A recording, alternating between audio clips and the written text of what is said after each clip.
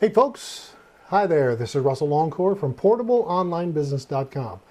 We match people up who want a home business with exciting and profitable businesses that can be started from home on a shoestring budget. Now, let me tell you a little bit about what you're going to see today. This is part one of a six-part series called How to Make Money Online. And this article will teach you that very thing, how to make money online. But we start where we should start, not in the middle. We're going to start at the beginning. Now, let me explain a little bit about me. I am a raw video guy. I don't like cleverly edited videos. I just like to let it hang out there. I'm an old school guy. I'm plugging into this new thing, and okay, that's fine. I love that part.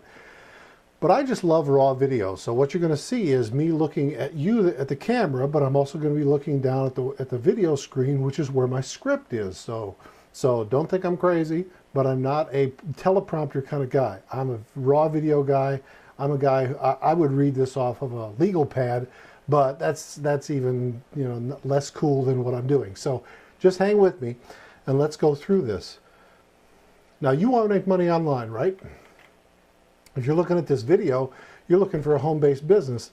The reason I know that is that you wouldn't be looking at this if you hadn't been online looking for a home-based business, and you found this by looking at Google, right? So I think the most important thing you can do is to properly evaluate any kind of a business opportunity that you're considering. Now, even if you already have a brilliant idea for a business, it might not be so brilliant if you look at it from a purely business standpoint. You can get a lot of emotion in these kinds of things. Try to get the emotion out of it and make a business decision. You may have already had a friend or acquaintance that asked you to join their home-based business, and likely that's some type of a business opportunity in network marketing, otherwise known as multi-level marketing or MLM. Now, network marketing is the #1 choice for people who want to make money online from the comfort of their home. And there are thousands of MLM companies out there, so be careful what you choose. Now, there are basically 12 things that you should look for in a home business. And the first video of a 6-part series, we're going to look at the first 2 criteria. So get a pen and paper and write this down. The #1 thing that you want to look for when you're considering having a home business, a business that you're going to do online, the #1 thing is this: a highly consumable, unique, life essential product or service. Now let's go through that and take that apart. The best kind of product or service is one that people need over and over again. Wouldn't you agree? And for example, think about electricity. That's about as highly consumable as air, but I haven't figured out a way to sell air yet. A couple, 20, 25 years ago, the big companies figured out how to sell water, though, didn't they? You got Dasani and all these other kind of water companies that are selling water, bottled water now. Who would have thought 25 years ago that you would pay $1 a bottle in a convenience store for a bottle of water? Yet we think nothing of it today. Isn't that amazing? So, but when our bodies are 75% water, we got to have water every day. So, you don't have water, you're going to die. So water is highly consumable, okay, but it's not unique. Next, look at the opposite of highly consumable. Look at products that are not highly consumable, like cars, vacuum cleaners, water filters, houses, and even caskets. I mean, think about caskets. Once in a lifetime, and you don't even get it in your lifetime. You have to be dead for somebody to buy it for you. That is not exactly a growth industry. It might be a mature industry, but it's not a growth business. And if you're going to get involved in a new business of your own, you need to be in a growth business, right? Okay. So which would you rather sell, caskets or water? Well, one is hugely consumable, the other isn't. If you sell something that people only buy occasionally, that means that you got to cast your nets much wider to find customers, doesn't it? Doesn't that increase your customer acquisition costs? Doesn't that increase your overhead? Folks, you don't want to have high overhead just to find customers. Find something that everybody needs. Next, the word unique. You need a unique product or service. Now, like I said, water is not unique. If the product or service that you choose can be bought on every corner store or in every corner store, it's not unique. Then you're in competition with the big box retailers. Let me give you an example. If you sell coffee, You know, MLM or not, if you sell coffee and you're in competition with every shop, when you start selling coffee, you're now in competition with every coffee shop, every donut shop, every retailer that sells coffee in the entire world, and all the retailers from restaurants to convenience stores to Walmart. And what if you sell coffee and I don't drink coffee? Then what are you going to sell me? See, you need something that's unique. Next, think about a life essential service. We talked about having something that's a unique product, right? And then we talked about a highly consumable product. Well, let's talk about a life essential product. A life essential product is something that everybody needs regularly, but which is better? Selling a service or product that's already in everyone's budget, or selling something that people might want but don't need? The best product or service is the one that everybody must have and they're not willing to voluntarily live without. Wouldn't you agree?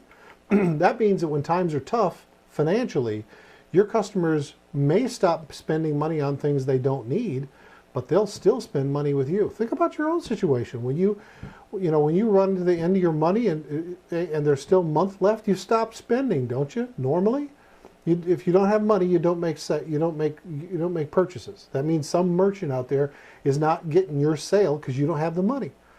But think about your utility bills. You paid them, didn't you? Okay. So I mean, there's a situation of a life essential service. We'll talk about that some other time.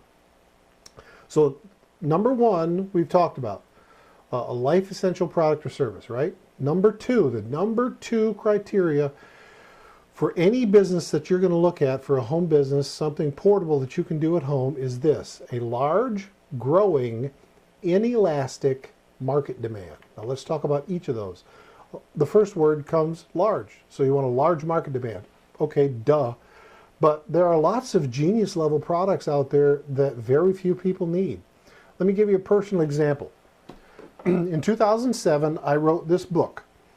It is entitled, I'll step aside, look at it. It's entitled Insurance Claim Secrets Revealed. See, my face is on the back cover, and it's, here it is, and I published it, and it's endorsed by somebody important. Now, let's see. I wrote that in 2007. It's been in print since 2007, and it's been the #1 book on insurance claims at Amazon continuously since 2007. And then in 2009, I wrote another one. Now, this one's for personal lines. This one's just for business. It's called Commercial Insurance Claim Secrets Revealed. So both of them are doing very well, but here's the problem.